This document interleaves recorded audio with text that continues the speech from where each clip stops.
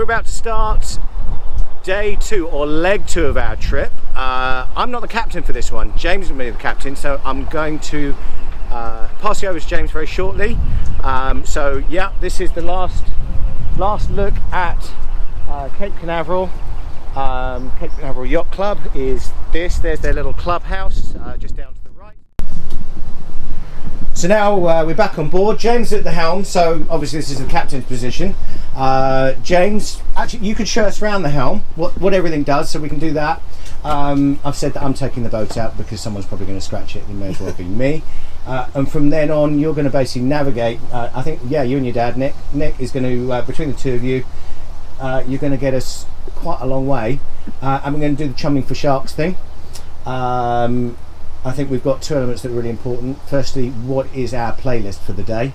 Yes, we're going to be listening to College Day Drinking, and that's what the iPad on the dash is for.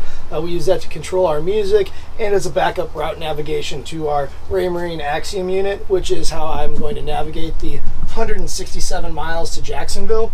That, along with the 3 Raymarine gauges here, it gives me depth, heading, RPM, and the autopilot, which is going to make our journey quite easy because it's going to follow the waypoints we have set up and take us all the way from Canaveral to Jacksonville. Or it may not, because we've just fixed it. Yes. And we don't know yet. And also our coordinator Jill has done waypoints from every dock. So if you look at a route, so she's actually taken us all the way out. The problem is with autopilot, when you hit autopilot and you tell it to follow the route, it's going to want to follow from the start of the route, and you don't want autopilot taking it off our dock.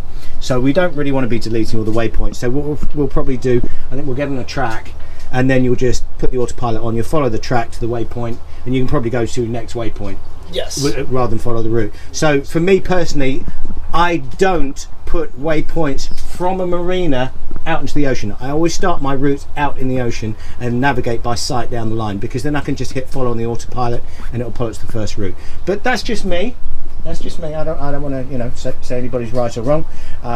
Anyway, so yeah, next we've got engine data. Do you want to show us some screens? Yeah, let me power them on. But while I'm doing that, we're going to come up here to Jacksonville as our final destination, and somewhere offshore here is where we're going to chum for sharks. Probably about here. So I would have thought. We're going to set the chum bag, and we're going to video that as well. So if we see anything, you guys will be able to see the sharks as well.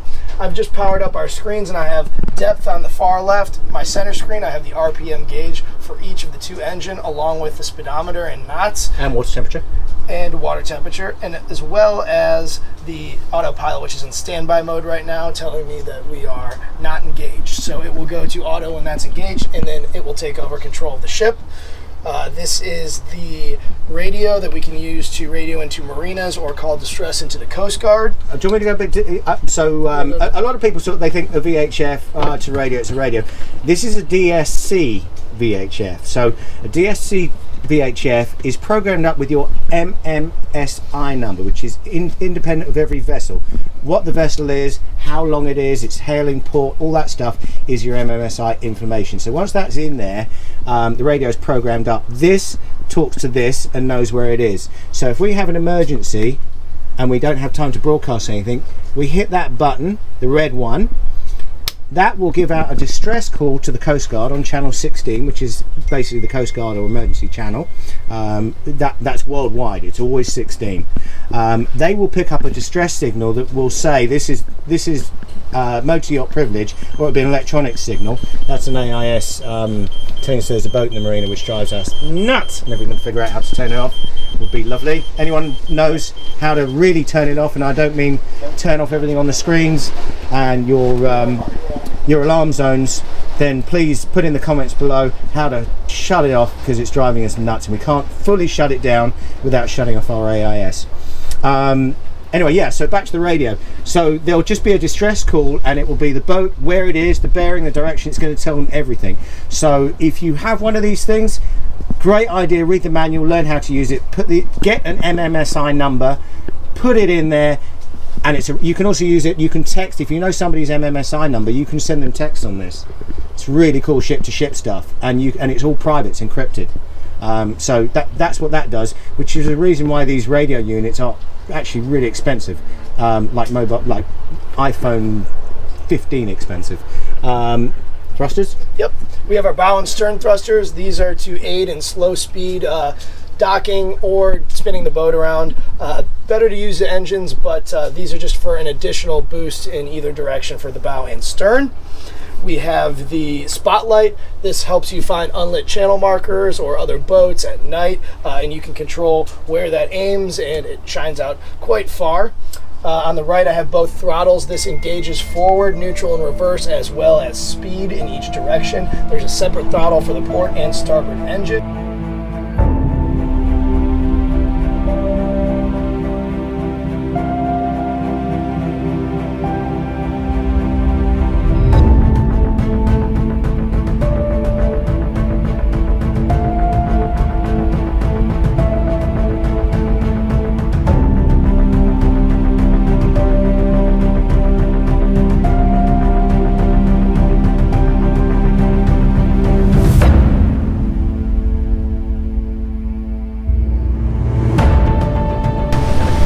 Okay, so check this out.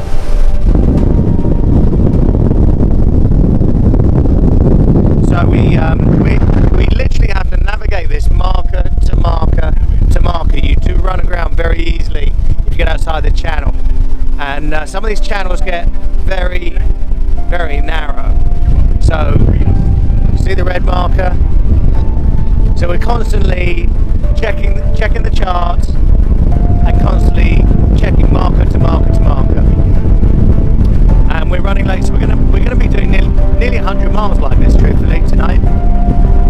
So we're gonna be doing it in the dark, but yeah, this is just epic. I mean, driving the boat through this stuff is so much fun.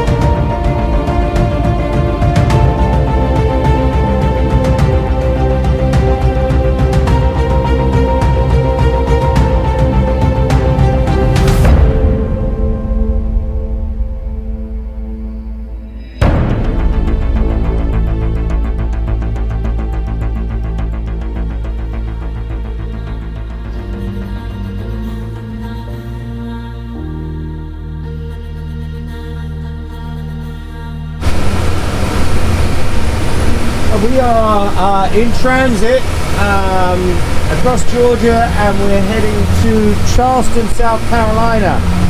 Nick is running the boat. Alan's gone for a nap. James is kind of chilling out. We've got about 50 or so miles to go, Nick. 47.0. 47.0. So this is passage making. Passage making is not what people think it is. We still have no autopilot. We're going to get that fixed. We still have an engine overheat problem, but not at this speed. The water temperature has gone from about 86 degrees in Miami, and it's about 70 degrees Fahrenheit here. So that's doing us a favour with an overheat, an engine that's getting warm. So we can run a bit faster. What are we running at? About 20, 22 knots? 22 knots. Yeah, 22 knots, 27, 28 miles an hour. Yeah, 27 knots. Sorry, 22 knots, about 27, 28 mile an hour. And this is what passage making looks like. Nothing that way. And nothing that way. And nothing that way. And because we're following the shore, there you go, 4 miles out, pretty much nothing. So it's just, you know, it's just driving the bus, really. That's how this goes for hours upon hours. So you know, if you really want to get somewhere and do a trip like this, and you want to cover big distances, there's a lot of stuff that it's not that exciting. Or in fact, it's actually a lot of lethargy, but you've still got to know where you're going. Nick is running, running 2 sets of navigation, same clock. This one's very slightly different, only by a couple of degrees, but we're running the Raymarine here. Under normal circumstances, if we had autopilot, we'd engage the autopilot and it would literally just follow the route all the way in, and you wouldn't have to steer the boat bit by bit. And it does a great job at that, but we haven't got it, so we're having to follow this course. And one of the things that's actually one of the hardest things to learn to do, would you agree? Steer a course over a long distance. You gotta pay attention. Yeah, pay attention. You got to pay attention.